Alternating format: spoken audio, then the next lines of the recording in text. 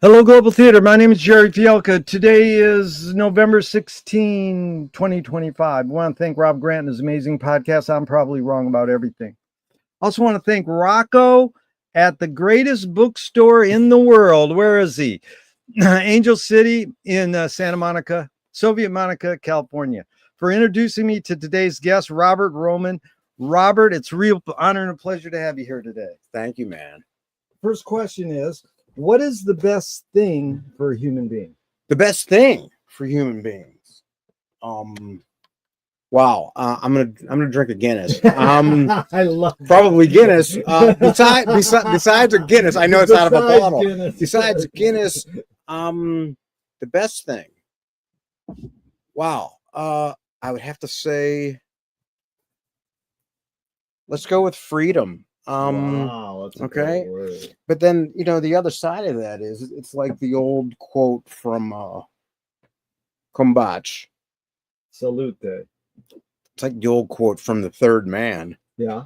Where they some Joycean references in there by Graham Greene. The whole cuckoo clock line at the end there, where Harry Lime says, peace and prosperity for hundreds of years in Switzerland. All they made was a cuckoo clock, and the lines. I don't have a committed memory, but that whole thing. So freedom, but then on the other side of it is, you generate some great art when you're pressed, under tyranny. So let's see. But I would say freedom for sure. I love it. I love that word. What's your favorite form of information? How it comes into you? Favorite form? Yeah. As far as like reading, listening, you put it into the context you want. I mean, sure. Those two right there are good to start with. I think. I mean, I'm a reader, so are you. So I read a lot, but I think hearing things, is very important. I I practice Brazilian jiu-jitsu. Yeah. You have to touch somebody to do that right. It's tactile. It requires contact, physical contact. Yeah. You can't learn it in a book. You can't watch a video. You've got to touch somebody to do it. Wow. So as far as, what's the best way? It depends what I'm doing. Yeah. If I'm reading, it depends on the information, depends on the input. But this is a serious interview, brother. But anyway.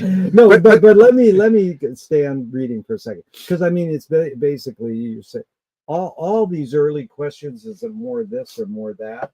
It's, I say, you put in the context you want. Of course. But it is also, it's both, and it depends. Yeah. So it's like, what kind of context you want to put in? Let's stay on reading for a second. Did you become a reader, one, because your parents told you to read, two, they did it as an example, or three, on your own? Wow. I think probably A and B. Yeah. My mom was an elementary school teacher. Yeah. My dad was a heavy equipment operator. But he was a reader. He died at 90 last year. Wow. These guys are readers. Like the high school education back then. Yeah. North Catholic High School in Pittsburgh, Pennsylvania. That was a solid education. So he knew a lot. And I remember going to first grade. I was 5 years old. My birthday's this month, so I was one of those late bloomer, early kids. I could already read. I don't remember learning how to read. Wow. I could read. Yeah. And it's probably just because of my mother. Yeah. I have to credit her with that. But, I wasn't a great reader. I grew up on comic books and, 70s Speed Racer cartoons. Of course. That sort of thing. But why do you think humans collect or gather information? Wow. Collect or gather. I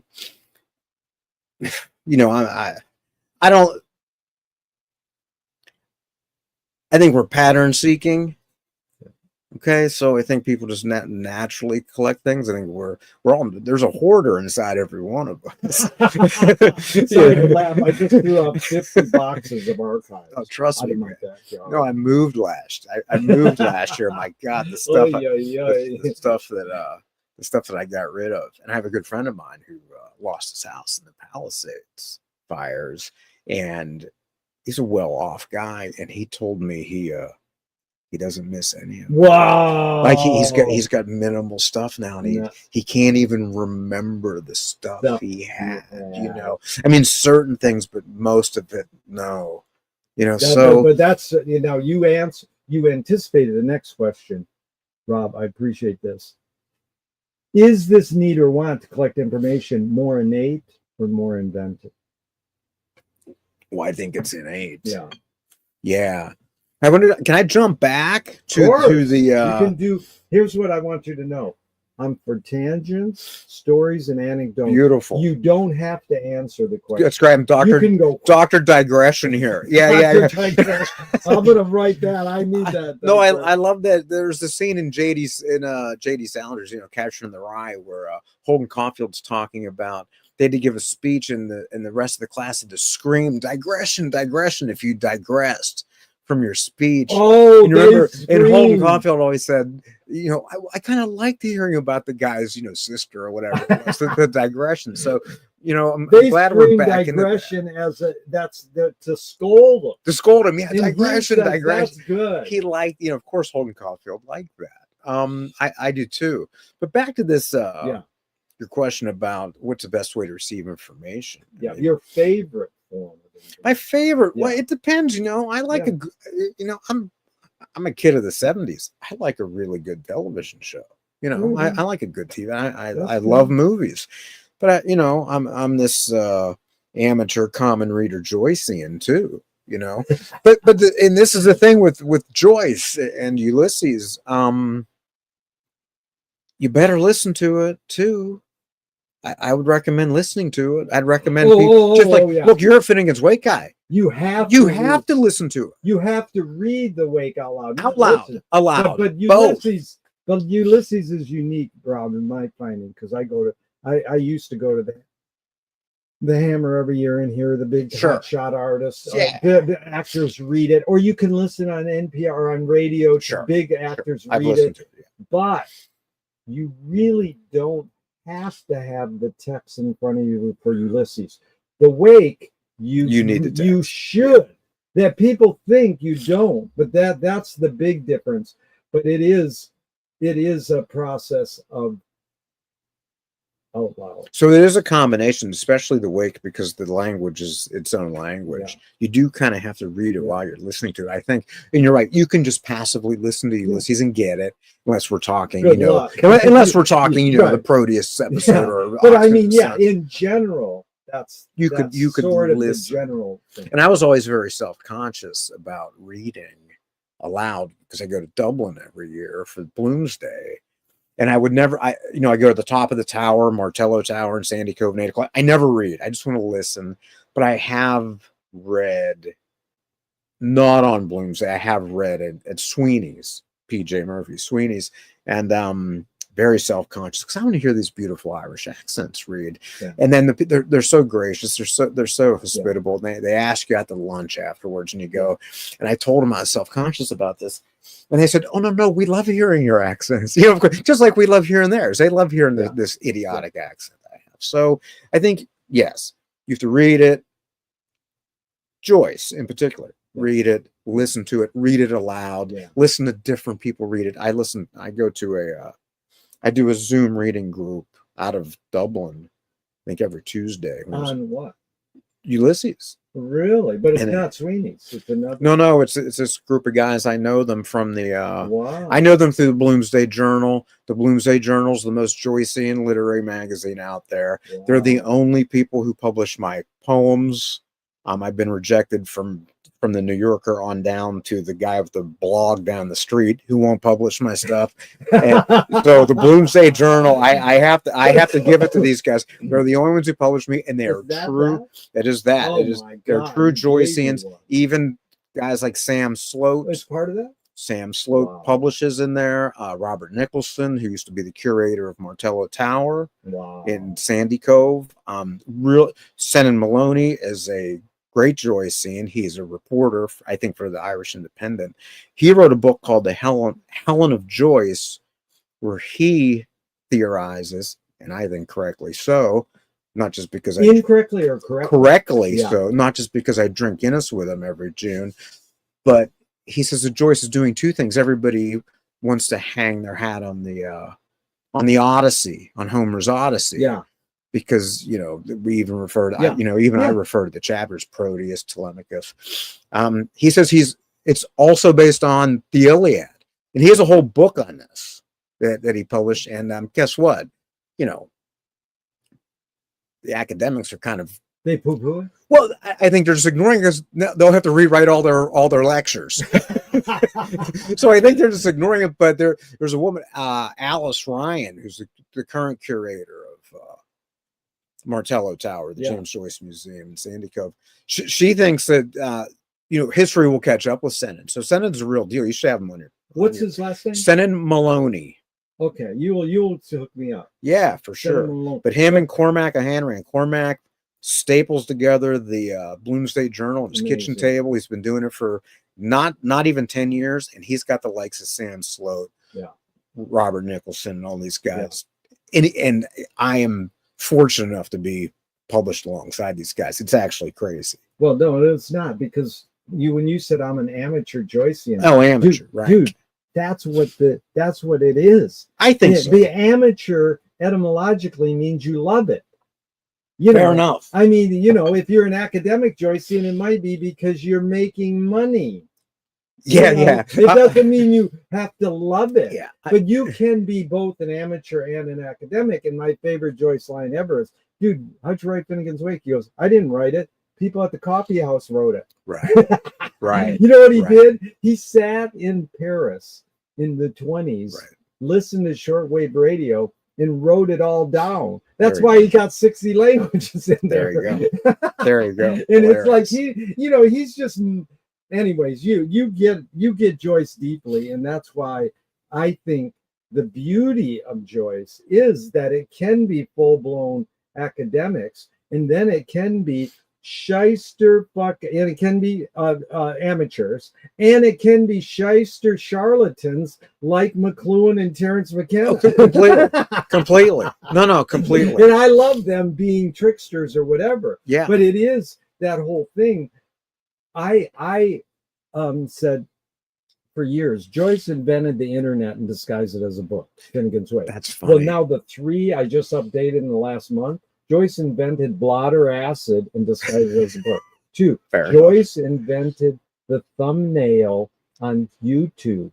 Right. Today they revealed what Trump really said to his family in little light. That's Finnegan's Wake. Right. And then my friend said, I said, can you take a picture of this with your telephone thing and figure out where I can buy it? They go, yeah, that's called reverse image search. Wow. I goes, guess what?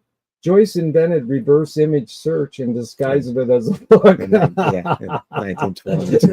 Yeah, that's funny. You think you're looking at a book? No, you're looking at reverse image search. That's amazing. It's amazing.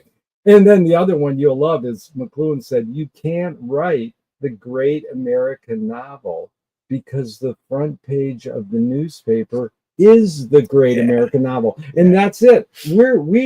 Everything we see in this swirled in overload is the great American novel. You can't write it. It's already there in front. It's happening. And then even the worst is Trump's lines are better than Saturday Night Live's lines trying to mock him. So he's beyond satire.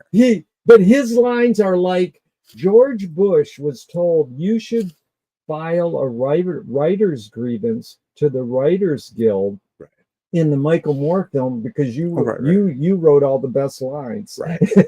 And that's like Trump couldn't even handle what is a writer's grievance.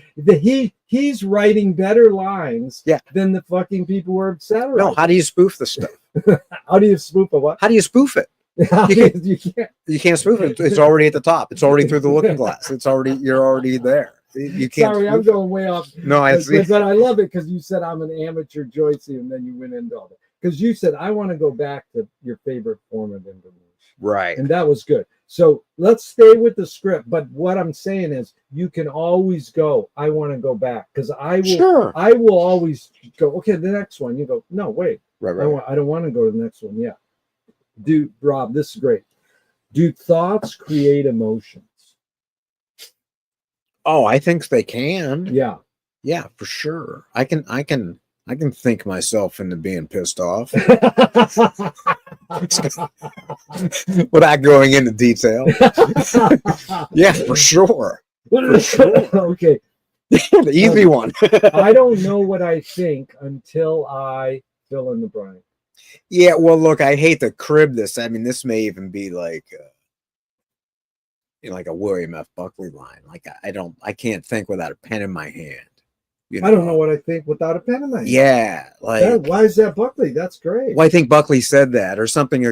Look, I'm a great paraphraser. I don't know if I'm actually quoting, but I remember him saying something. That's like all that. Joyce did was take other people's lines. Sure, of course, yeah. Okay, but here's Joan Didion says, "I don't know what I think until I write it." Well, man, same. McLuhan says, "I don't know what I think until I say it." And I think Buckley hired her, by the way, too. I mean, Buckley hired. Wait, William Buckley hired Joan? I believe so. You can look that up. Yeah.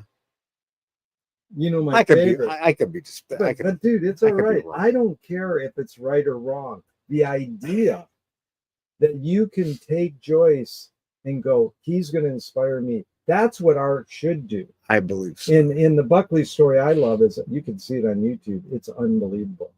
Ginsberg is on William Buckley's show. Right. He says, dude, you wrote a poem high on LSD. Can you read that for us? And Buckley goes, sure. And Alan goes, sure. He reads it. William Buckley, it makes me cry every time I see it. Goes, that's very good. Yeah. He doesn't go, that was, he fucking says, it doesn't matter if you were high on LSD or not. Right. He's basically saying, you wrote a good poem. Yeah.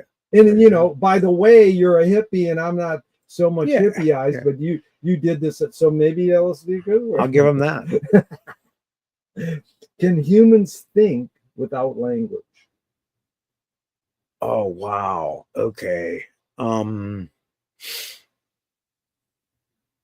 I should have a ready line for this. No, you don't have like to. Just you don't have to have any ready lines. Because I think Buck Mulligan says something like I in the very beginning, if you listen, I think he's quoting Wilde or somebody, and he says something. I should know this, but like, I only see images. Like I can't do. What's the verb? I don't know. I only see images or something. Only or already? Only. I think, but I have to look. Images. Yeah, but no, dude, Rob, this is what I like. I don't want people to be able to be an encyclopedia. No, I'm not that. And say, here's the lines. Yeah. I like mostly when people go, well, and then they reference it and they change it. That's what the human condition is for me. Is that you don't. I mean, it's good to credit where you got it, but you don't have to. You can just embellish it and move it on. And that's the beauty, so you don't have to apologize that much. No, I know. I'm just, but that takes you to the whole question of, like so-called stream of consciousness, Exactly.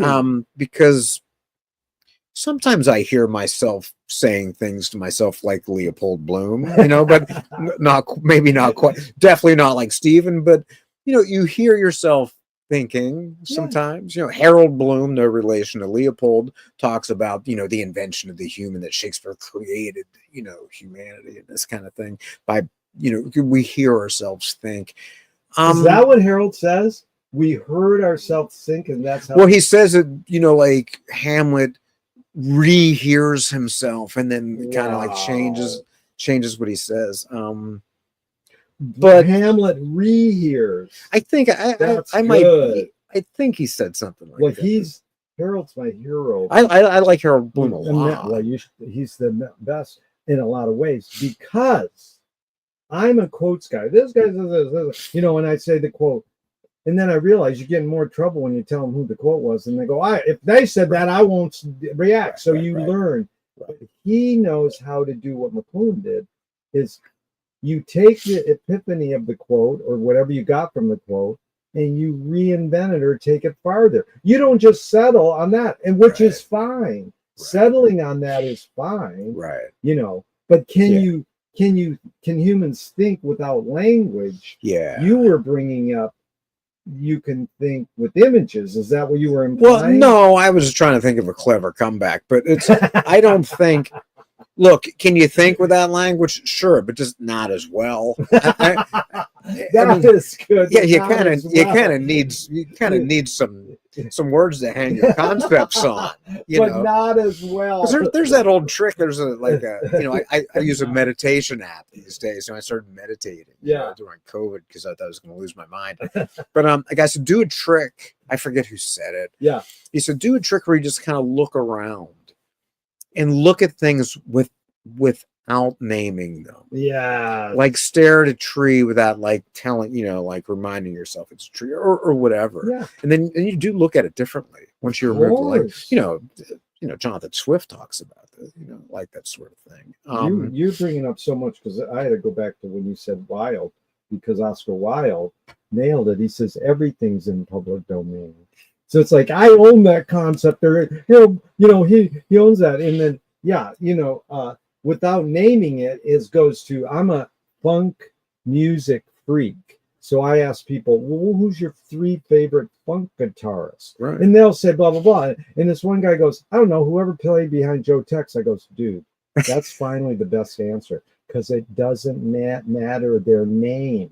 Right. It was what I'm asking is the essence of their sound was this guy. So I could go home and look it up. But and I want to drop names. Oh, you named the 3 ones I wanted you to say. But he says whoever did that.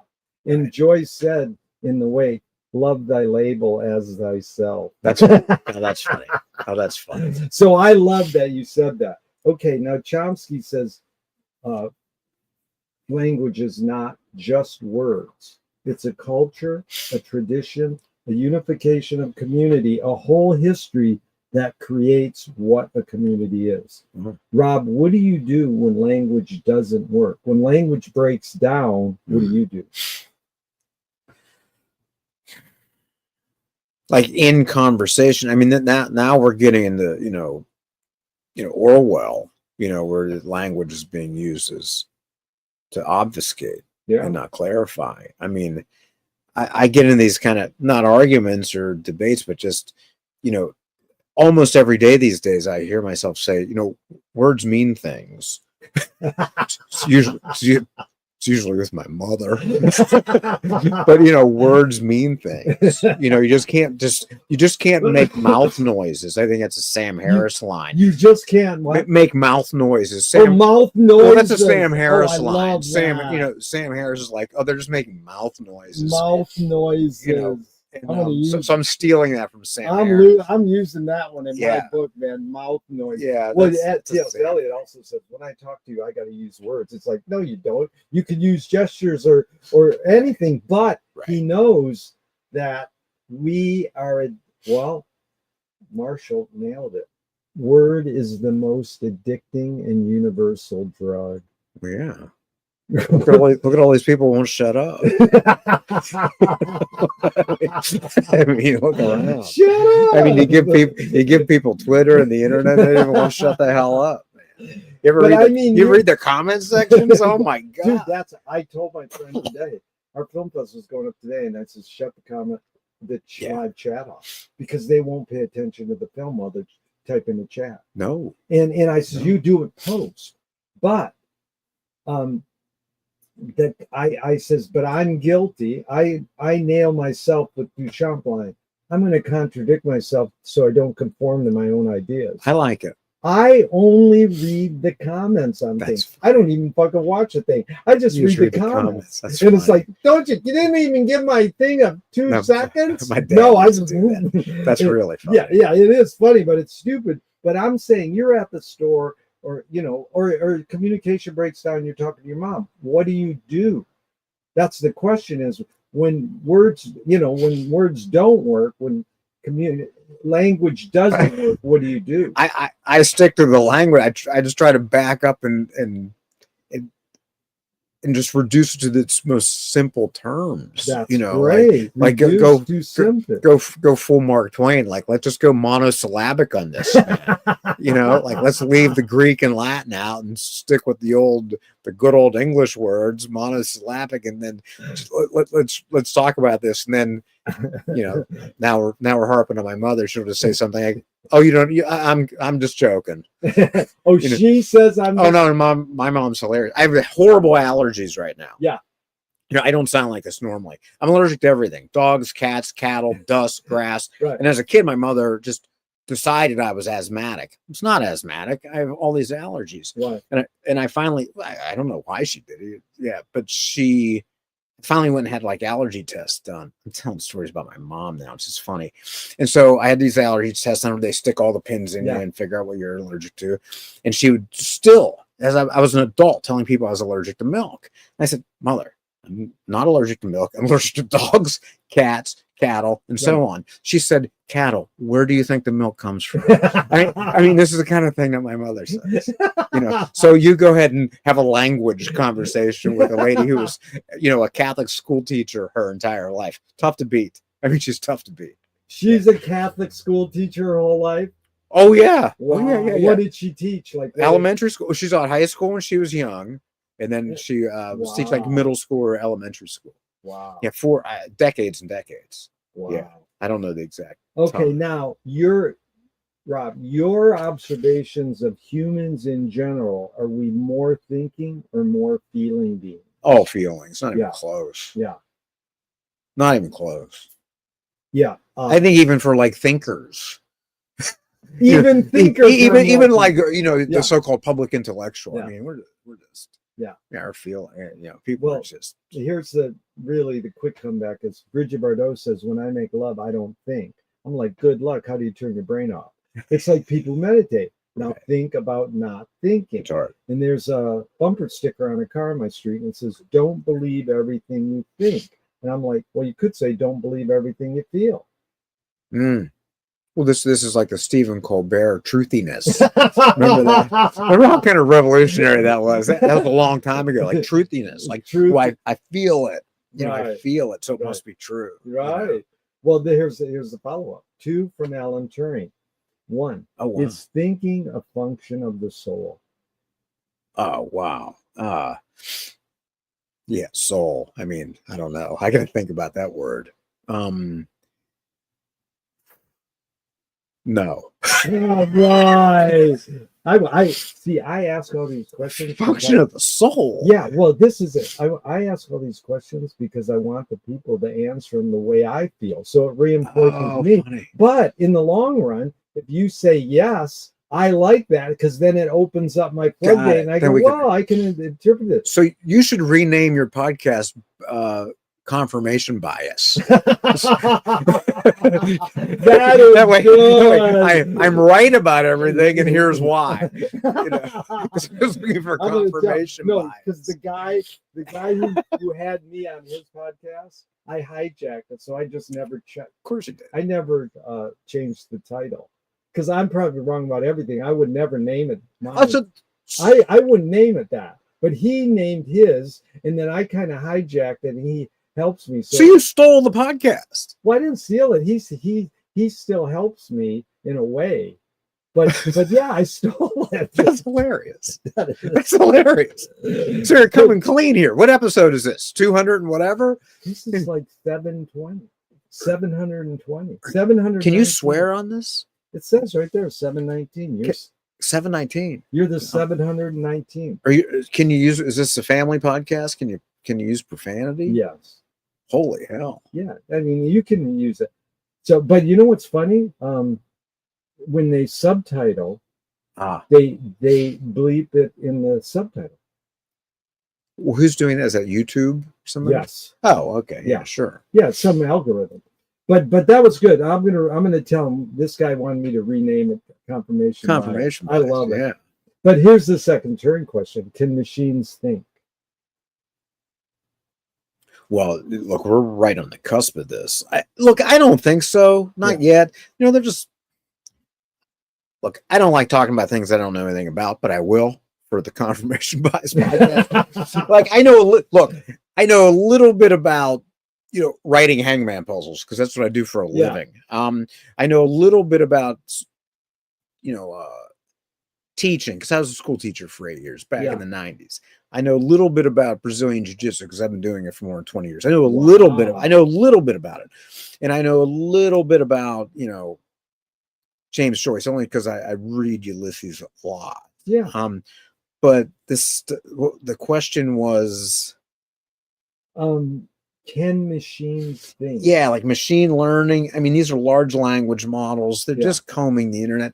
I can't speak intelligently about like what the actual machine's doing with quantum computing and all this stuff. Yeah. It doesn't seem to me, it can do computations, obviously, but you've dicked around or you've played around with AI. You can't. It hallucinates. You go to Google, it hallucinates.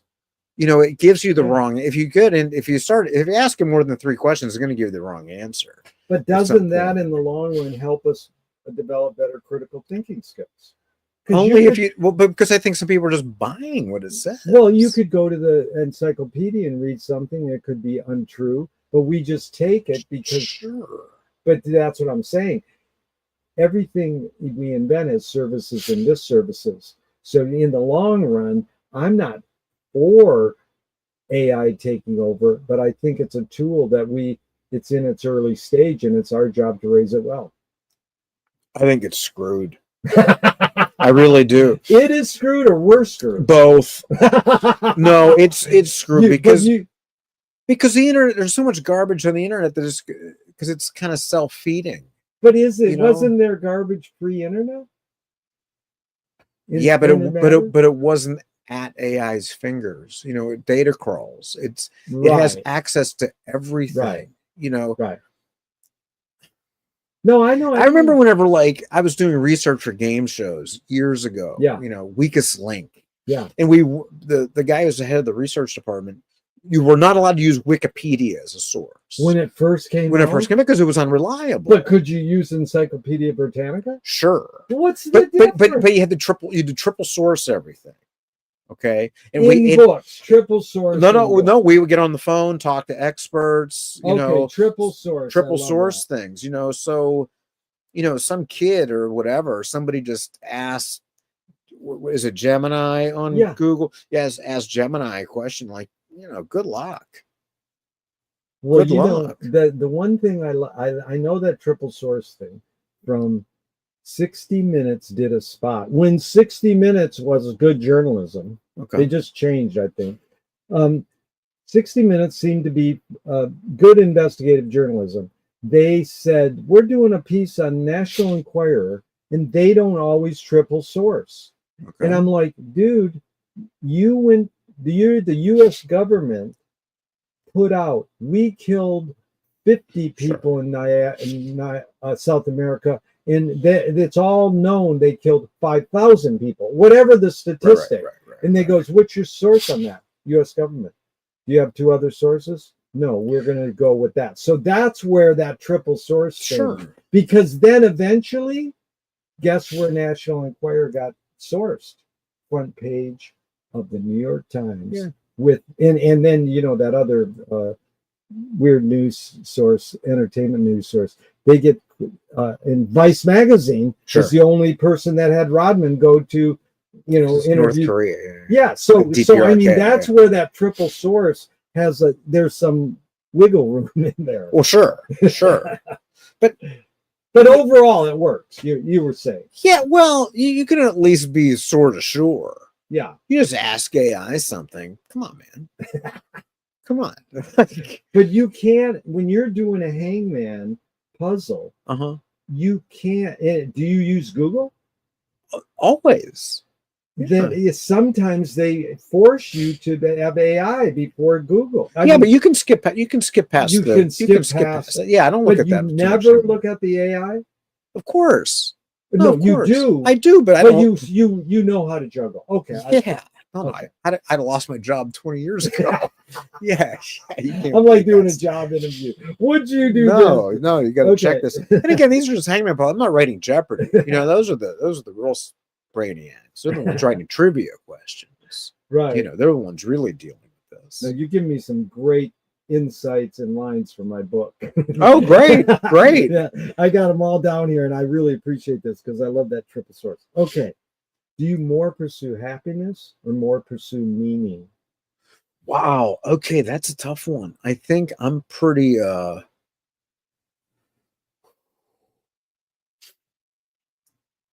yeah, I mean, I'm really immature, probably happiness. Well, when you have to say it's immature, I mean, a lot of Yeah, things. meaning. The reason where I got that question Yeah. is Viktor Frankl's book, Man's Oh, Search sure, for of Meaning. course, of He course. says meaning tends to last and happiness doesn't tend to last. Absolutely. You would agree with that? Absolutely. Yeah, okay. Yeah. Does the brain more detect consciousness or create it? Like, is consciousness there bubbling away and we're more so detecting it or more so creating? Oh man, yeah, yeah. Can't we talk about triple sourcing? No, I'm teasing. That's a tough one. Yeah, that's a tough one. It's your intuition or guess. Because sometimes people go ask a neuroscientist. I'm just saying, your guess or what's your hunch, and you're totally allowed to say, I don't know, I can't answer that. Yeah, and people feel, oh no, you put me on the spot. I was like, no, I don't feel like good. Give me the question again. Yeah, because one other thing, Rebecca Solnit really nails it. She goes, just because you ask me a question doesn't mean I have to answer. Well, what's the Robert McNamara line? Just answer the question you wish they asked, not the one they asked. Remember in Fog of War? Remember that one? Say that again. I think McNamara said this in the documentary Fog of War. Yeah. He goes, ask the question you wish they asked, not the one they asked. Ask something the like question that. You wish they asked. You wish they asked. Yeah, I don't have to answer the question. I can just talk. I can just bring it right back to, that is to my poetry book. You're going to read. Do you want me to read a poem? Because Rob, that is we all do that. There's a question, two coming up that I got from another Earl Morris. Well, Earl's great. And that McNamara movie pissed me off so much because it's a great movie. It's a great movie. But to me, he let him off the hook a little bit. He humanized a war criminal. It's hard. Here's what my wife's dad is amazing. Freudian Marxist, amazing social worker. He says humanizing anyone is good. So humanizing a war criminal, he says humanizing anyone is good. So I understand that concept, and I love what you just taught me because that is a major. But if you talk to somebody long enough, aren't you humanizing them just by engaging with them long enough? Yes, I mean, this is like the whole platforming thing. I belong to a lot of James Joyce Facebook groups. Yeah. I've been banned, barred, blocked from a lot of them. Okay, you'd have to ask them. I don't know. I mean, communicado. It's like the Ministry of Truth. Put me down the memory hole here. No, because I wrote something. I used profanity, or I did something wrong. It's Jimmy up in heaven. He goes, ban that motherfucker. That whole thing. Yeah. I mean, can you imagine? And I wrote a sonnet about this. Like, I thought this was a James Joyce group. I mean, the guy's the most banned person ever. I mean, nothing could get published. I mean, they would put you in jail for publishing it. I mean, they burnt it on the docks in New York City. Don't let me forget to show you, if you don't know this. I bought it at a garage sale in Venice 15 years ago. A copy of Ulysses. What? That's $5. It's this big. It's like a bootleg copy that they put out illegally. Sure. And it has penis enlargement ads in the back. That's from back then? Yeah. From the 20s? Well, I'll show you the year. Oh, I can't wait to see this. But it's just so freaky because it's like we know the guy, his name. I forget the guy's name because he was publishing Ulysses illegally. He was just pirating it straight up. But in the long run, all the power to him. He was publishing the greatest book ever written. Well, I don't know about that. I mean, Joyce needed it. I mean, I do believe that. I do believe in ownership. Joyce got money to go eat at fancy restaurants. No, but he owed everybody. You know this. He owed everybody everywhere. He lived a good life in the only because he never paid anybody back. And he beat the rent everywhere. And so what? Look at what he gave us. I still don't think they should pirate his book. Huh? I don't think you can get away with pirating his book. Well, go back to Oscar Wilde. Everything's in public domain. Eh, You want to own your book, but if someone put your book out and made $1 million and got you more popular, would you go give me a cut, or would you go thanks for making me popular? I don't know. $1 million. I mean, they're not going to make $1 million off of a book of poetry. I know, but that's an look, exaggeration. yeah. I mean, in the long run, Look, I self-published this book. Yeah. Okay.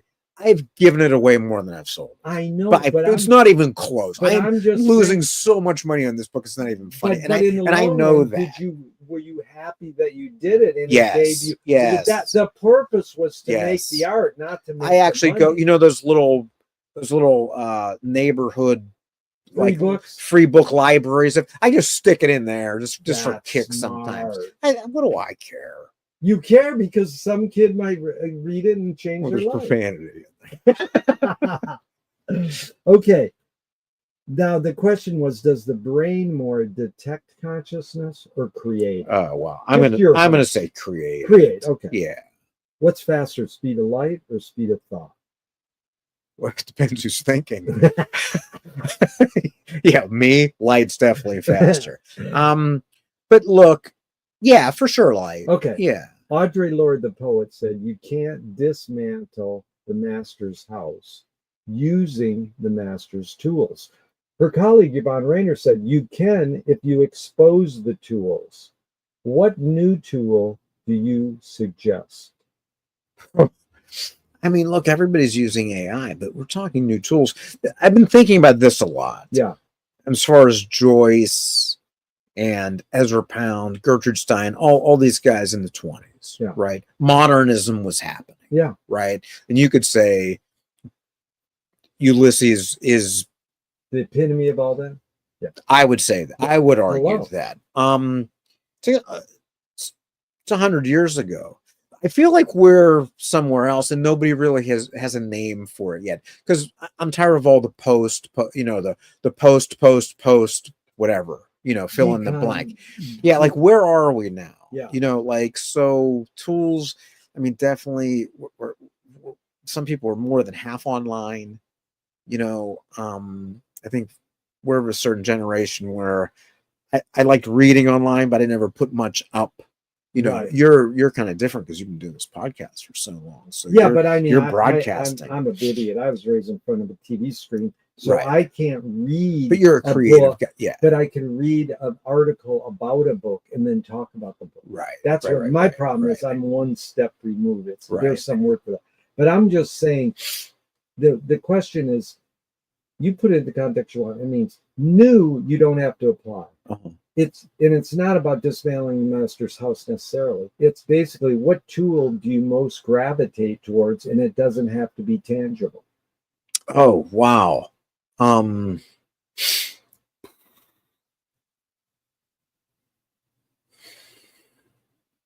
What tool? Wow. And just, it sounds like an easy answer. I mean, just the internet. I mean, you can I mean, you can get a PDF of every Shakespeare sonnet, and sit and highlight them and figure it all out and take them apart and put them back together. What you're really saying is back to printed word and reading. And books is your tool. I mean, Mallarmé says everything ends up in a book. Yeah. But anyways, what toy do you gravitate towards? Now, I kept asking the tool question, and a guy goes, "Well, what about a toy?" So what's a toy you gravitate towards? It's a toy. Oh wow. I keep a journal. I keep a written journal. That's good. I do toy with it a lot because I go back and I read last year's entry for this day, even 2 years ago, 10 years ago. How many years you been doing? More than 10. Well, more than 10. You know who's the queen of all journaling? Go ahead. Anais Nin. Oh, sure. Now, she's not like a great writer, someone said, but she has done something in the history of humanity that not many people did, and journaled that long. Right. So, and mine, it's handwritten. It's only a small little journal, spiral bound, but I fill up the page every day. It takes me, 10, 12 minutes. Wow. That's good. But it's amazing sometimes when you go back and reread, yesterday's day today, and you've lived the same damn day, you know, or very similar. You even like had the similar thoughts. Wow. And I start to wonder about myself if I'm just an idiot just on this hamster wheel or not. But that's a toy, I would say. That's a really good answer. Thank you, Rob. You're concise and articulate, and I appreciate this. What do you worry about when you go to bed at night? You know, I don't worry anymore when I go to bed at night because I fall asleep pretty quickly. I'm one of these. I wake up before 5 a.m. I do my writing. I usually exercise. My days are full, and I fall asleep pretty early. Now, as a kid, I was born in '67. I'm giving away my age. You know, I went to all Catholic schools in the Rust Belt, Pittsburgh, Pennsylvania.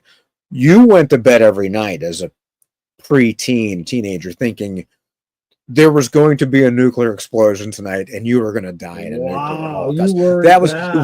It was the day after. Remember the movie? Day after, yeah, like right? you just knew you were going to, it was the height of the Cold War, man. Like we thought that, you know, the world was ending any minute now. And good answer. That could be, you know, that locale and that time. But yeah, I don't worry. See, you fleshed it out beautifully because you gave a little history. I interviewed that guy who made The Day After. That is an amazing TV moment. Oh yeah, everybody watched. Everybody watched. And what a thing. Okay, now that question I got from Errol Morris's film with Rumsfeld. What do you worry about it when you go to bed at night? That's a great question. That's funny. What did Rumsfeld say?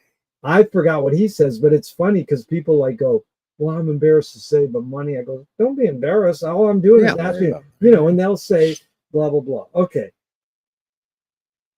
McLuhan learned from Ezra Pound that artists are the antenna of the race. They're broadcasting and detecting the hidden psychic effects of our inventions, so we might learn how to cope with what we don't like about our inventions. So, Rob, I asked you the question Marshall probed his whole career. Why do we ignore the hidden psychic effects of our inventions, even though the artists are broadcasting them to us? I've thought about this a little bit too. I mean, look, it's a privilege. Look, I don't have kids. You know, I'm divorced. I have time to, you know, write silly sonnets and quote unquote be creative. I think most people are just so consumed with just getting through today. Yeah. You know, they don't have time. So of course they don't have time to listen to what Ezra Pound had to say or what a poet said, or they just don't have time. Yeah. You know, they have time to maybe read their book before they go to sleep, whatever book they happen, whatever bestseller they happen to be reading, or what airport book. But yeah, when's the last time we actually listened to you know, an artist? Yeah. You know, think about it. No, I mean, it's heavy. Now, do artists have moral obligation? No. Dude. No. There's no right or wrong answers, but that one you got right. No. But no, you know, guess how most people guess how most people answer. Yes. They go, everyone has a moral obligation. No, art doesn't. Art's art. Yeah. No. There's a guy's been I've been banned from too many Facebook groups. No, come on. No. Art's art. Are you more afraid of new ideas or more afraid of old ideas? Old ideas. The old ideas are the bad ones. Yeah, old ideas. Can you conjure up your earliest memory ever, or one of them? Oh wow, interesting question. Yeah. Yeah. Look, it's vague. It's a vague memory. I mean, I was in a preschool. And I just remember being in this preschool and they had like these like Lego type toys. Yeah. And I remember playing with these toys, and there may have been like a little like clubhouse you could sit in. Yeah. Like I remember being there. I don't remember any, but I just remember being in the strange place. Is memory more a curse or more a blessing? Oh, it's gotta be a blessing. Yeah. Yeah. Otherwise, we're all living our own private memento, looking at our tattoos to figure out what happened 5 minutes ago if we don't have short-term memory. Remember that movie? Yeah, you need your memory. You mean I don't know the context of the movie, but you mean he got a tattoo? The person got a tattoo. So you get like he's covered in tattoos. Huh? He's covered in tattoos. Oh. You got to see this movie. Oh, I know I should, but Yeah. then you mean he looks and he tries to he remembers name. Yeah. Oh, he remembers his Yeah, he has no short-term memory. Oh, I mean, so look, he can look on his it's body. high concept. Yeah, he just looks and goes, "Oh, right, that's my name." Yeah, I see. This kind of suddenly looks around and goes, "Oh wow, what am I doing here?" yeah. You need memory, man. Tell me someone within your immediate family who had an impact on you, and what specifically was that impact? Wow, that's funny. I mean, I guess most people say their parents. I'm gonna say my brother Greg, who I'm a year and a half older than. Younger bro. Younger. What'd you mainly get from him? He even as a young kid, he did not buy into anything. Wow. Yeah, he was just a rebel as a young kid, and I think like innately, like without trying. Wow. You know, he was just, if we wanted to like pick teams and play, we played a game called like Release. Whereas like catch you and put you in the whatever the prison, and then you run around and play a Release. Greg would say, "No, me against everybody else," and then he would just like punch somebody and run. So he was just really out there. What's his career? He's a documentary filmmaker. Is he really? Yeah, and he lives in Pennsylvania. He's back in Pennsylvania now, but he made a documentary film about Bushwick Bill from the Ghetto Boys. Really? Yeah. He's that guy, but he's a really good. I learn a lot from Greg all the time. That is super cool. Even now. Bros are important. I have a good one. Okay, so the same question outside your immediate family. Someone who had an impact on you, and what was the impact? Oh, wow. I mean, that's a lot. But I mean, I'm sort of influenced by a lot of people. Say one that kind of stands out. Wow. Stands out. Good grief. That's not in your immediate family. Yeah. Man, it's I'm just wondering, like, how far do I go back, or somebody very recent? Pick anyone you want, whether you even knew him or not. If you knew him or not. They can be someone who had a big impact on you. Wow. Look, well, I'm poking fun of myself now, and I'm not some great well-read guy. I read 1984, the novel, in like 1983. Yeah. Because I was so stupid, I thought that I needed to read it to find out what was going to happen next year. Like I was in high school. That's not stupid. I was like, I better read this book. It's just going to happen. And I remember and I whenever I was a high school English teacher, I wound up teaching it. And so Orwell kind of stuck with me. Not that I'm some big. Because it was probably, one of the first like adult books that I really read and was really influenced by. Not that I didn't read other fiction, but that's 1984 is a little different. But you quoted one of my keys, which I think is such a key to so many people, is Holden Caulfield. Was Catcher in the Rye pre that or post? Post. Wow. Yeah, I read it in 1984 before. I was probably in 10th grade. Okay. And I was immature. I was a late bloomer, but very immature. You can get a lot more. Did you see the new doc by Raoul Peck on George Orwell? No. Dude, seek it out. He's one of the best documentarians ever. He made a film called "I'm Not Your Negro" about James. Oh, that's a great one. Yeah. So that's a great one. That. Oh, wow. He just put out a film about Orwell. Wow. Okay. He's really good, and I'm dying to see it. But to tell you the truth, I watched the trailer and I was going, I don't need this. Yeah. It was it's a little too. It's like, oh my God. It's a little much, okay. Yeah. Did your parents raise you a particular religion? You already answered that. Roman Catholic. Yeah. We were in Catholic school too. Do you pray? Not anymore. No, but I did as a kid. And even as a young adult. If God exists, Rob, what would you like God to say to you after you die?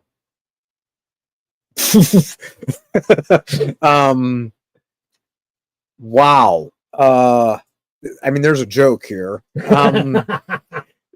Yeah, I don't know. Well, you already said it. Wow. You see God go, wow. Yeah. You should hear or he's going to say, wow, like, what are you doing here? You should be somewhere else. What are you doing here? Yeah. That's a good answer. You, wow, what are you doing you here? hit the wrong button on the elevator, pal. The one guy said, oh, he's going to check and go, oh, we made a mistake. You're going back. Exactly. That's but I mean, it's a stupid question, but it's funny where people it is go. Funny. Yeah. Yeah. Yeah. But it's what you want him to say. Or what would I want him to say? What do you want God to say? You weren't as bad as he thought you were. There you go. That's good. Because you know what everybody says, 80? You did a good job. I think, no. Bullshit. Come on. Bullshit. No, you weren't as horrid and as horrible as you thought you were. Do evil people exist, or does evil use people as a vehicle? Yeah, see, this goes back to your consciousness question. Like, I don't know if I believe in a nebulous, metaphysical sort of evil. I think people, there's just some sons of bitches out there. There's just some damaged people out there. Evil, okay, man. Here's the real hidden question, Rob. How do you advise someone to deal with an enemy? I'll set it up. Alan Watts says, if you acknowledge your enemy, you empower them. Coppola stole from the mob and the samurai. Keep your friends close and your enemies closer. JFK said, forgive your enemy, but don't forget their name. And Fellini says, I need an enemy. So it's a lot of thoughts. The basic question is, how do you advise someone to deal with an enemy? But first, how would you respond to Alan Watts? If you acknowledge your enemy, you empower them. For sure. Yes. Okay. But, you gave like 14 quotes there. There's different levels of enemy. I mean, right. If someone broke in right now was going to kill us, the proper response is to kill them back. Before they kill us, not kill them back. Well, no, I've disagreed saying the proper. I would say what you're saying would be to save our lives. You would do that. But do you know what George Harrison did when the guy broke into his house and started stabbing him? I'm not like a Beatles freak or a George Harrison freak, but he goes, Om Shanti. He just starts chanting, and the guy's stabbing him. And George Harrison's wife is a hard-ass Hispanic lady from in San Pedro. Okay. She came in and beat the shit. Exactly. Lucky for George. Well, then he eventually died. Yeah, lucky for George. That's good. Lucky for George. So I'm saying, you're saying what the Alan Watts question aside, how do you advise someone to deal with them? It depends on the on the level of threat. You know what I mean? It's like you're at work. You have a boss or somebody. There's the old funny line. I think, never wrestle with a pig. You just get dirty and the pig likes it. And I'm stealing. I don't know who I'm stealing that one from. But certain pigs you have to wrestle with. So. Yeah, your strategy on an enemy. Now, moving down the severity of your references, I mean, I think having a nemesis, helps with you mean like Fellini saying, I need an enemy. Yeah, sure. This is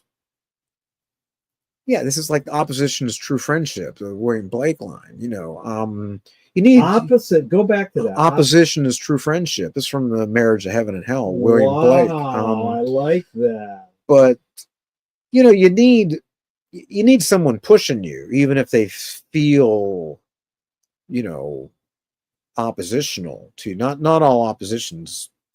People perceive today. I think people perceive any kind of opposition as a threat.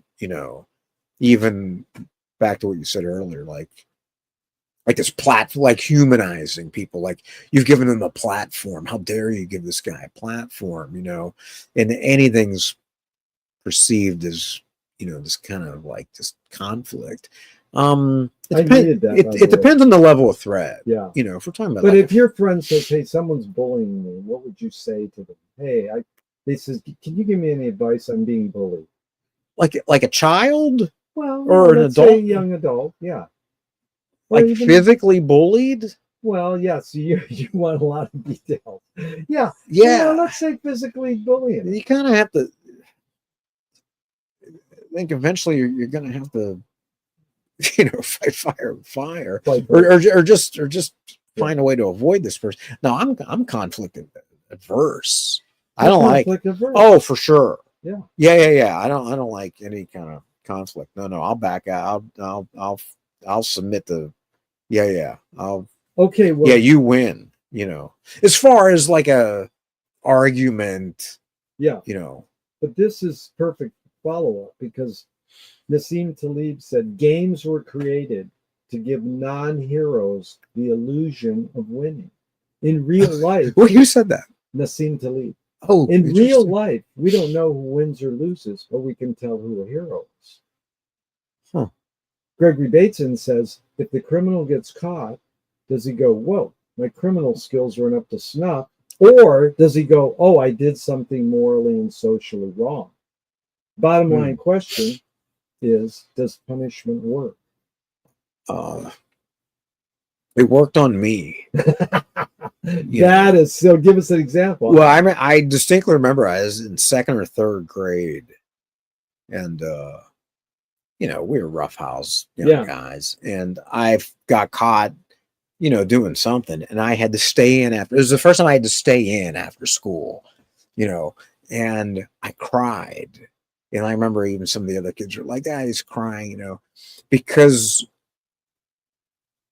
I felt so strongly at that moment that my friends were outside playing and I was being confined. I was being detained and my freedom was restricted. So back to question one, and I couldn't stand it. Like I wept because I couldn't, and I still, you talk about worries, like for the longest time, like, and this may just be because of my generation, like the TV I watch and movies I watch, horrified of being confined, not claustrophobic, like being, going to jail, just being confined, having your freedom, your physical freedom restricted. Like it scared the piss out of me. It kept me on the straight and narrow. And I don't know what that says about me or what that says about, whatever. But you can express it. It's an amazing healing. Oh yeah. I looked out the window and thought, oh man, my friends are outside playing right now and I'm stuck in this room, Wow. and it's I'm not saying I was an angel after that, but I knew how much trouble I could get in without having to have my freedom restricted. Knock on wood, I've stayed out of prison for 57 years.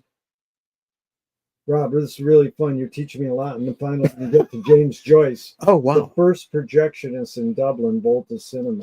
Yeah. He basically checked out. He said, this is stupid. Why should I go inside a building and see a movie of a tree when I can go outside and see a real tree? Right. Then years later, Faulkner said, sometimes the best fiction is more true than journalism. Sure. Why do we have to recreate things in order to get them? Why do we have to go to a theatrical play, people acting out life? Why don't we just live life? Oh, wow. I mean, without getting, platonic ideals, like it's because it's beautiful. I mean, it's beautiful. Wow. It's beautiful to, Shakespeare's sonnets are beautiful. Ulysses is beautiful. Movies, certain movies, there's a beauty to them. Rob, I mean, we're drawn to art. Where did you get that from? The way your parents raised you? Or it has to be. No, but, even as a young kid, like I said, we were rough and tumble kids. But, parents are both readers, and, Camelot with Richard Harris came on. My mom made a big deal. We sat and watched it. Right. We watched good stuff. I think they gave you the aesthetic appreciation. Well, sure, she was a school teacher. Yeah. And she appreciated it. And, they showed us things. Okay, let's go through your things. You're a TV producer. You're a fiction. Well, I write hangman puzzles. Right, I mean, to call me a producer makes it sound like I got some skill. But that's one thing. And then you're a fiction. You're a poetry writer, and you're an educator. Why don't we go with the poetry writing and fiction writing? Sure. What was the tipping point where you go, I want to pursue being a writer? you're going along. Your mom's a school teacher. Mm-hmm. You're reading stuff. You talked about your reading skill. Sure. And then where did you go? Oh, I'm going to pursue writing. I think pretty early on, it's just I was young and I had like nothing. I had no talent. And I had nothing to write about. I used to take writing classes and stuff and just try to write short stories. In high school and college? College, yeah. What did you study in college? English literature. So then only because I didn't know what else to major in. But you're reading, but then writing is different than studying literature. For sure. You're doing completely both. Different. Completely different. You're studying writing, executing. I just loved it, man. Yeah. I just loved it. And I can do this. And no. I didn't think I could do it. I loved it, and I just wanted to participate in it. I just wanted to publish a short story just so I could like participate in literature, right, as like a thing, right. I just wanted to participate in it. Okay, let's go to your book, for instance. This book entitled "My Own Private Ulysses." Yeah, Joycean sonnet. I can tell you specifically why I did that. Okay, but let me ask you the question and put it. The screenwriting teacher told me great art is when you can clearly see the intention of the maker. Kubrick says the opposite. Great art is when you can clearly not see the intention of the maker. What role does intention play in your creative process, writing that book of silence? I'm gonna just repeat what I said. I just wanted to participate. To participate. Just to be an active participant. I think it was 2016. I took a course at University of Pittsburgh in Ulysses. There was a Ulysses seminar by a guy named Colin McCabe, famous kind of Joycean. I think he just retired. And the book just kind of stuck with me. I mean, it stuck with me because it was way, way beyond me. Yeah. You know, I was barely out of reading comic books. And that's a whole other podcast. There's very great comic books by Alan Moore and Neil Gaiman and things. But it stuck with me, and I kind of would, attend Bloomsday readings and things. And then I think in 2016, I finally decided, well, I'm going to go to Dublin and do this whole Bloomsday thing, because I had done them in Pittsburgh. I'd gone to the Hammer readings that you mentioned here in LA. I've just gone to local pubs and take a shot at reading. Yeah. And I went to Dublin, and I fell in love with it, because you go to Dublin and you're on the street. You're in Davy Byrne's pub. You're there, and even though it's fictional, you're there, and that city puts on. You mentioned this in your article, the Guardian article about Finnegan's Wake. It's performance art. Yeah, like it is a triple kind of Lindy performance art where we're performing. We're celebrating. There's people who've never read a page of Ulysses who they're dressed in costume. Nobody cares.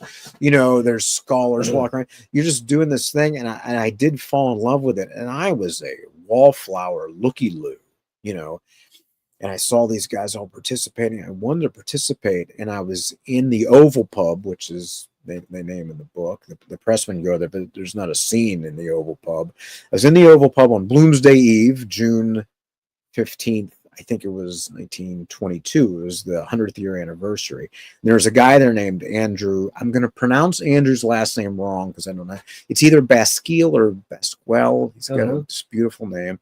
And he had an issue of the Bloomsday Journal. Yeah. And I said, wow, is that the Bloomsday Journal? And he said, are you, because the James Joyce Symposium was there that year. Yeah. Because it was the 100th anniversary. Yeah. And he said, are you a professor? I said, no. I just know it because I've seen it on the street before.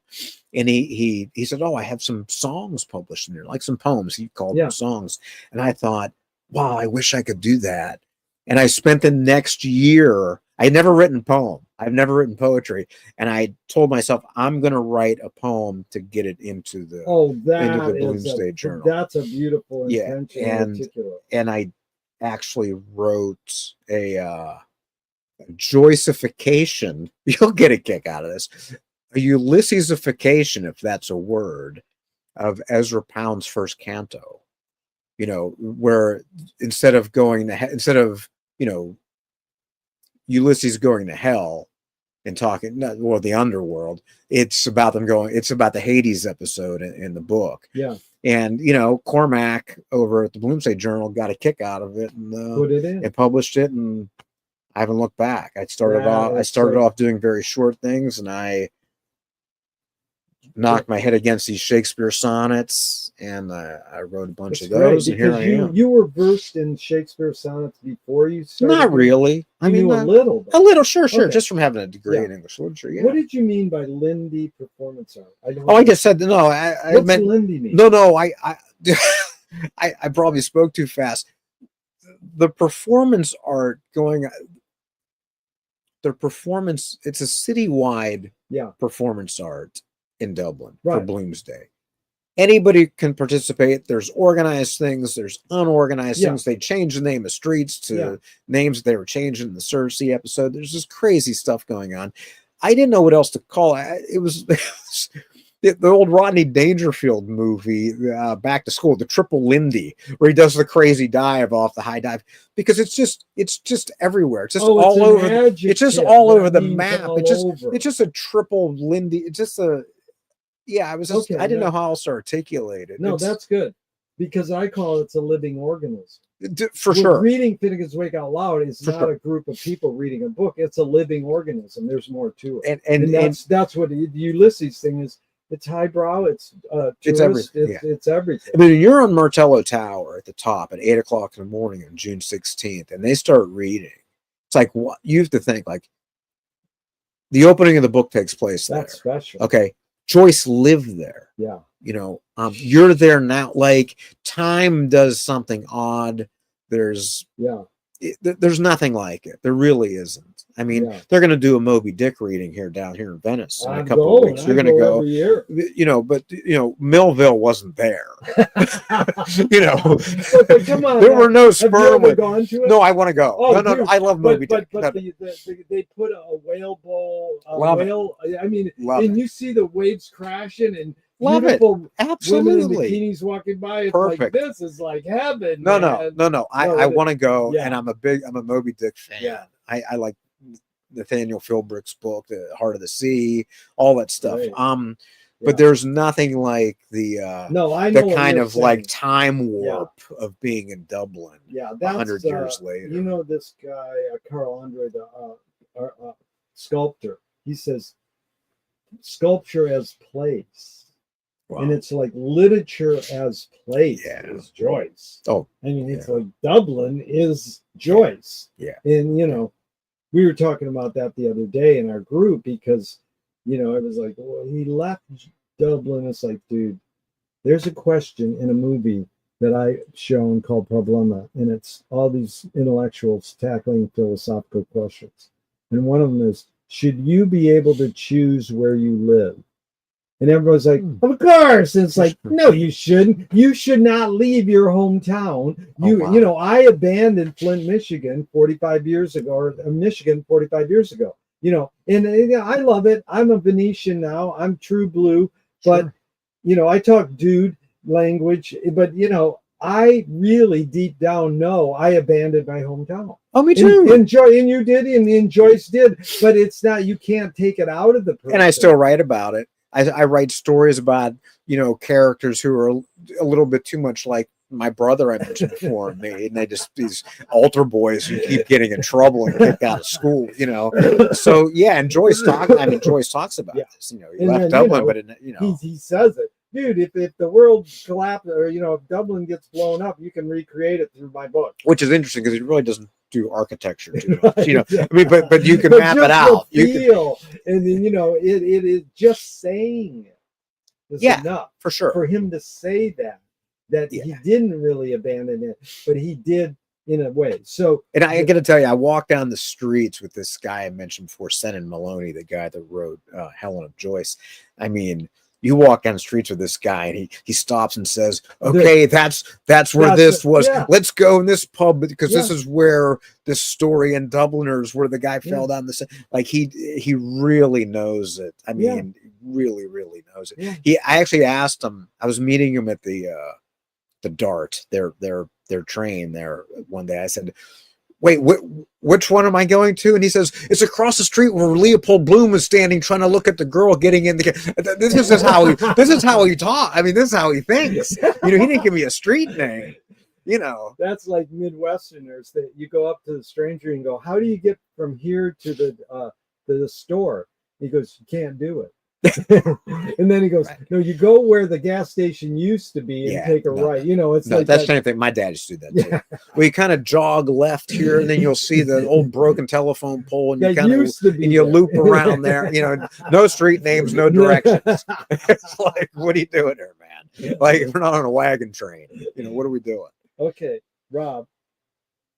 Duchamp said there's no art without an audience. How much were you thinking of your reader when you were writing your Ulysses sonnet book? It's funny because I think I go through, sometimes I think about it a lot and sometimes I don't at all. Yeah. I have been late. This specific book, I think I was just trying to get it done. I think I wanted it to be something that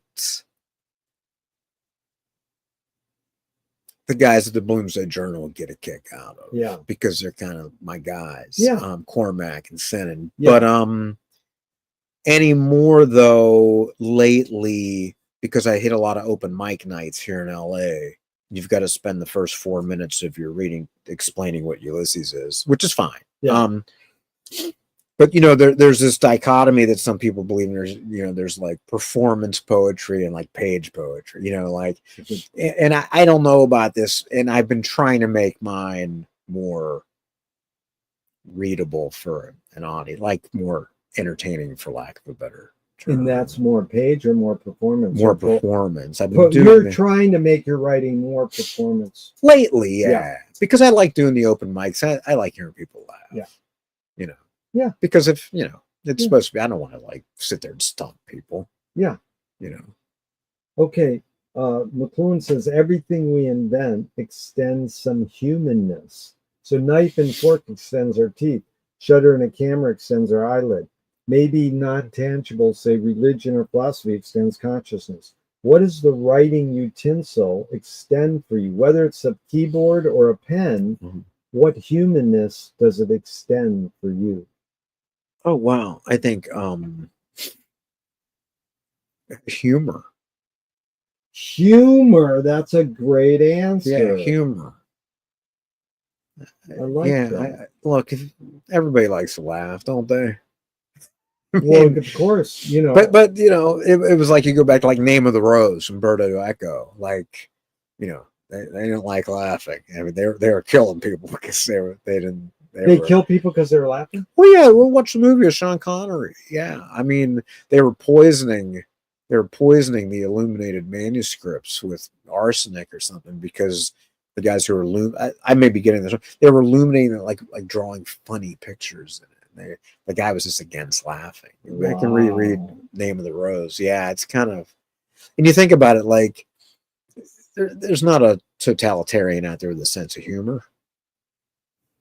Boy, you brought up a lot there. A good direction we can go in, because one is I wanted to tell you the exact opposite. This Italian guy who ran a Dante group once. I says, what does the pen extend for you? And he goes, my tears. Okay, that's fair. And I was like, Rob says it extends humor, which is laughing. Yeah. What's the function of laughter? Stop you from crying. Yeah. Yeah. Yeah. But I get what that guy is saying. Yeah. It's all human. They're just two sides. It's just to extend your humanity. Yeah. Your heartfelt feelings or just your humor. McLuhan loved to quote Steve Allen, behind every joke there's a grievance. Oh yeah, for sure. Yeah. Look at the great comedian Ricky Gervais, Yeah. Larry David. Yeah. Dave Chappelle. He's got full grievance. Yeah. Oh yeah. Oh yeah. And Bill Burr. I mean, come on. Gurdjieff said laughter is the reconciliation of yes and no. What's the function of laughter? Interesting. look, there can be different functions of laughter. I mean, making fun of somebody who takes themselves very seriously, that's a weapon. Yeah. For sure. Yeah. Or it's just, hey, we all like to laugh together. You know, it's just community. You know, so it's it can go either way. Yeah. Because let's go into what is the function of satire. I'll just set it up because this is a few thoughts on it. My friend wrote comedy for Robin Williams. Wow. And I says, can satire be destructive? And he says, that's the job of satire. Yeah, but if me or you do a cartoon in a certain country and they kill us, some people think dying is destructive. Now, Swift said he compared satire to a mirror in which people could see every fate but their own. What's the function of satire?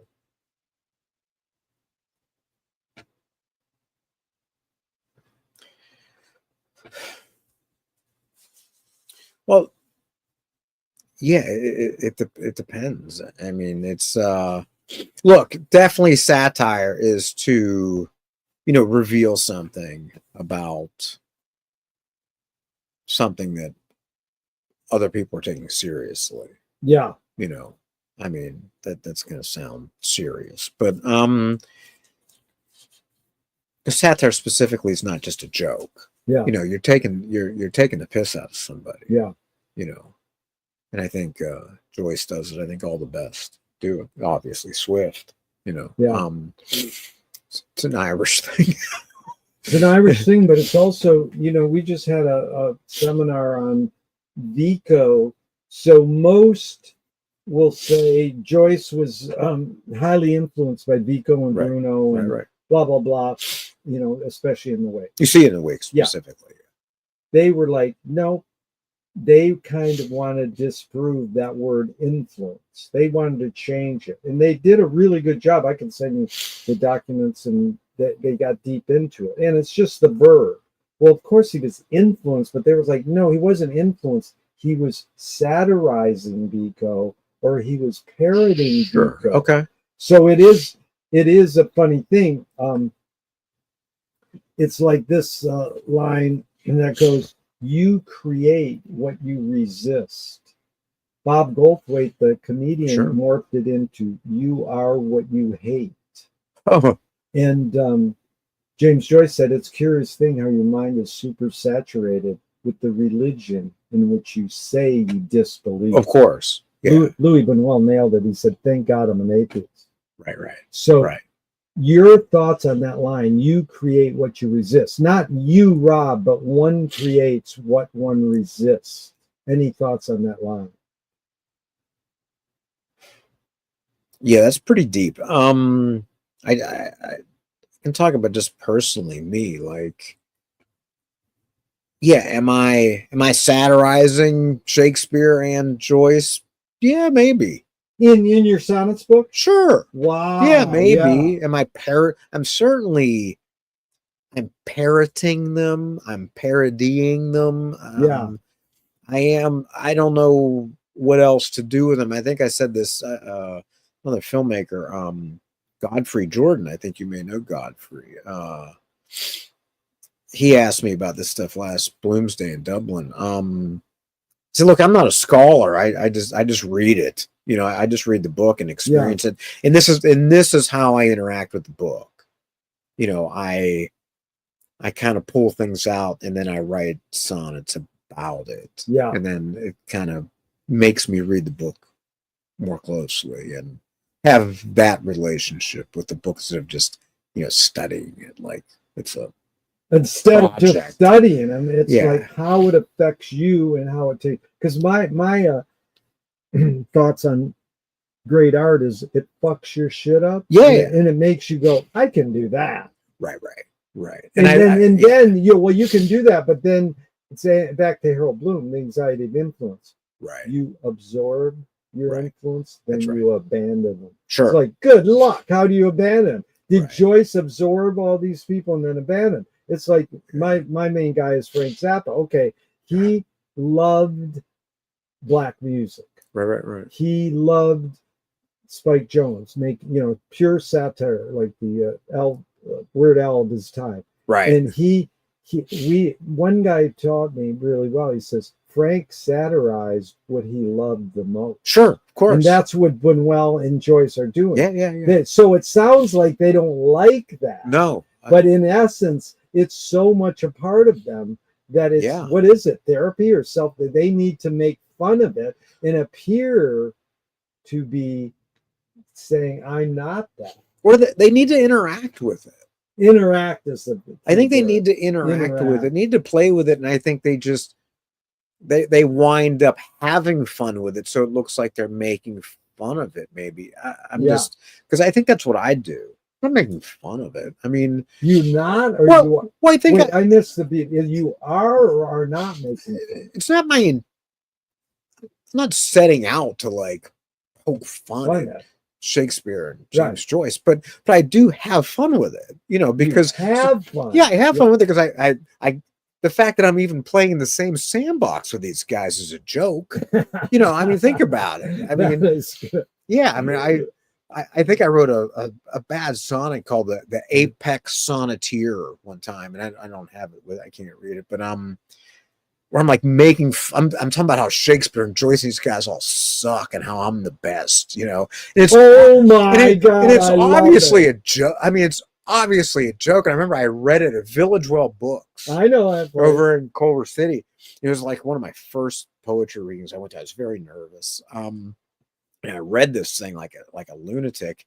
I remember I went back and stood in the back. There weren't even enough seats. And the girl next to me looks at me and she goes, pretty cocky. And I felt like, wow. Like, did you get a phone number? No, I did not. No, but I was thinking like, wow, did she think I was serious? But did you take it as a compliment? Oh yeah. Oh yeah. Well, look, it was. I mean, the fact that she just turned around and said "pretty cocky," I was like, "It's pretty fun." Yeah, I'm having fun with this. Yeah. That was beautiful. I mean, so it's a response. You're getting a response. You're getting a response. That's what McLuhan wrote a letter to Ezra Pound. Needle the subnobulous.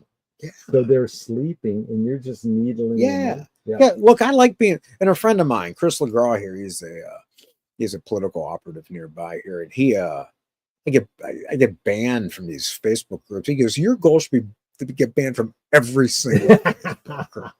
And he's kind of right. I mean, and I'm not overtly trying to. I'm not overtly trying to piss these guys off, but I don't know what I did to get banned. I even I wrote a poem. A moderator wrote me. He was writing me quite a bit, and I thought he wanted to like beat me up at one point. And I told him, I said, "Hey, if you're ever in LA, look me up and I'll buy you a Guinness." Yeah. He never did, but yeah, he was. Yeah, he was something. He actually said, like, if only I don't know. I can't quote it directly, but he said, like, my term as moderator here is almost up, so I don't want to like foist my own values on right here, but you should really temper your content. Like he was temper your content. Yeah, he's temper my content. Yeah, and I was like, wow, man, I thought this was a James Joyce group. So I wrote a poem about that, and I don't know if I got banned from that one or not. Dude, I'm gonna just check our time here. Oh, we're doing really good. So you want to center that, and we'll do one more. Does that look pretty good? Yeah. Okay, we'll do one more, and this really been fun, Rob. And I do kind of want to insist that we do a part 2 because for sure we didn't even get into Joyce and no I love to come back. I'll read poems and the whole thing. Yeah. So Utah Phillips says anarchy is making rules for yourself and not other people. Who's entitled to make the rules? Well, just who said that? Utah Phillips is a labor activist folk singer. Okay. He says anarchy is making rules for yourself and not other people. Now, an anarchist specialist said that's not what anarchy is. So it's just a prompt that, like, in the big picture, in the word entitled is a little difficult. Who's entitled to make the rules? Who makes the rules? Well, we already know it's a plutocracy. The rich people make the rules. But I'm just saying, kind of, who should entitled, you know what I'm saying. This is a tough one. It's a tough one, but who should? Because somebody does have to come up with some guidelines, if we don't even want to say the word rules, because we do need basic guidelines. And Well, do we? Because in the long run, when you create a law, you create the opportunity of course to you break do. it. Of course. But like like back to my wife's dad, he said, Well, it's like in Clarence Cuba, Darrow. I mean, yeah, yeah, but what are we talking he about? said once, in Cuba, you sit there in the waiting room and everybody goes, "Oh, you were next." In America, goes, "No, I'm next." Or you got to have a Sure. system. So you want, or the other main one is cops with cameras. I'm like, no, I don't think cops should have cameras because they should act humane to other people because that's the humane thing to do. Yeah. Not because there's a camera on Sure, them, but then in the long run, they're like, no, there's crooked cops, so we should have cops. Like, so you know what I'm saying? Yeah. In general, It's you're laying out. We kind of need rules. Yeah. We kind of think we need rules. Then who should make them? The problem is we're already existing in a society, in a world that's been cobbled on top of so many different rules for the past thousands of years that we're just used to certain things, you know. So it's very easy just to like quote the Old Testament or quote Buddha or quote whatever because, you know, quote Marx or whoever. It's just how far back do we want to unwind this to, you know, to just savagery? Okay, we're all stuck on a desert island. What are the rules? Exactly. You know, because if I'm bigger and stronger, I'm going to take your shit. You know, I'm hungry and I don't feel like hunting. I'll just take your shit. I have a friend of mine who he's kind of like a gun guy, and it was during, you know, it may have been during like COVID or something. And I said, do you keep water? You know, because I'm thinking people keep, you know, these survivalists and generators of waters. I go, do you keep a lot of water on hand? He said, no, I have guns and my neighbors have water. You know, so that's not funny, but I mean, but that's the reality of the situation. The stronger are going to take advantage of the weak. Some of them are. So who makes the guideline? I don't know, man. Not me. Well, see, that's what I'm impressed because you can say I don't know, and it's a question to struggle with because we live in a democracy, but really we live in a plutocracy, and the rich rate makes the rules, but we're privileged white dudes in the long run, and we got it pretty good. No, I'm fortunate. Yeah. But here's the funny thing, because it goes right back to the first word you put out, Rob. Freedom etymologically breaks down to exactly what Utah said. Making one's rules for one's own self. That's right. What does freedom mean to you now? I mean, again, like I consider and celebrate my freedom because I've already been like, I was fortunate enough to be educated by my parents who taught me to be a certain way, you know, so I've already won that lottery. So my freedom is just, I don't have a lot to complain about. I mean, well, what does it mean to you? What is being free? You mean the value of it? Exactly. What does freedom mean to you now? Yeah. You mean the value of it, not the meaning of it? Both and either. Yeah. Either. Well, look, I told you I was in second or third grade. I cried when I had to stay in after school. So it means everything. That's to me, you know, and I felt that as a, you know, prepubescent kid being confined or restricted, you know, and look, you had to wake up and go to school 180 days a year. You had to go to school and you had to change classes and walk in line and not hit people and do things. And you weren't completely free, but having that extra restriction on me, man, it stuck with me. I mean, I still remember. I remember staying in after school that day and crying, thinking, "Oh my God, I ruined my freedom here." So it means everything. It's an amazing word. It's almost like it means everything to you. And back to Joyce in Finnegan's Wake saying, "Remembered to forget." You didn't forget. Right. That everything stuck with you. Right. And you can find freedom in different places. You know, Malcolm X talks about this. You know, people who are literally confined can find freedom and intellectually or whatnot. So, you know where I got it? Hard. You brought up, you know, growing up watching TV and movies. When I was a kid, I watched Burt Lancaster in Birdman of Alcatraz. Sure. And I learned you can be in a jail cell and still be happy. Sure. You've seen the birds come it's to very your stoic. That was like, wow, that hit me Yeah. hard when I was a kid. Yeah. I didn't buy it. I wanted to run around, ride my bike, and ride my skateboard, and play football, and throw snowballs at cars and stuff. Dude, I want to just show the camera your book, and we'll close out part 1 here. Oh, beautiful. So this is Rob's book, My Own Private Ulysses, Joycean Sonnets, poems by Robert Roman, and you can get them from his website, which is listed below. Rob, what a pleasure and an honor. It was my pleasure. That was really nice. And even though I get a punch. Yeah, go ahead. You got to read the Bloomsday Journal. It's online. Bloomsday Journal. You can search that online. It's all online. It's on Instagram, Facebook, Tinder, every place. My website's Robert Roman Empire, because I don't have any delusions of grandeur or anything. But we look forward to part 2. That'll be fun. Yeah, and even though I'm going to hit this end broadcast button, I hope this never ends and we can keep talking forever and ever. Like Rob, thank you. Thanks.